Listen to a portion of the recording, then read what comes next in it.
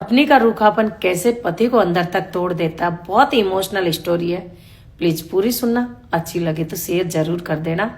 कि पति रोज शाम को 7 बजे ऑफिस से घर लौटता और घर की बेल बजाता तो बेल की आवाज तो वही रहती, पर कुछ महीनों से उसका जवाब में परिवर्तन हो गया।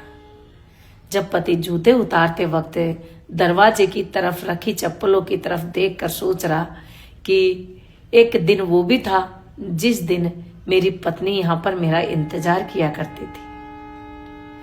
वो घर के अंदर गया और अपनी बेटी को ड्राइंग रूम में चुपचाप बैठी देखकर सहम सा गया।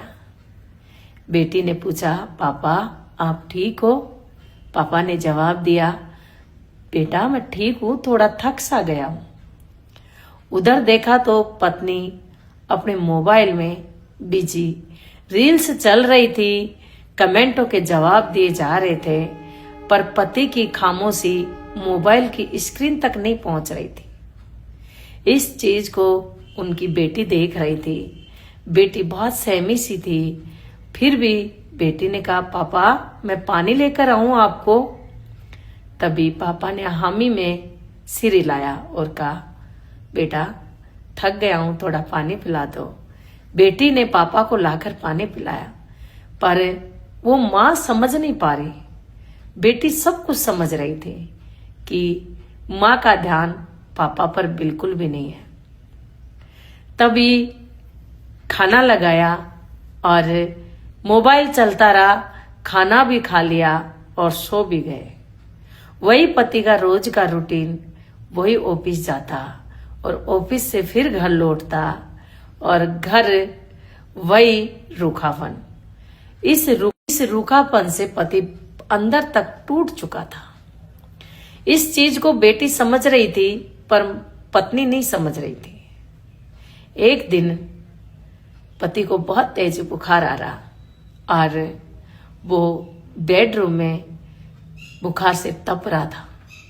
बेटी उसको संभाल रही थी, कभी तो गीली पट्टी करके सिर पर रख रही थी और कभी उसको दवाइयां देने की कोशिश कर रही थी, पर उसकी पत्नी पर उसका कोई असर नहीं पड़ रहा था।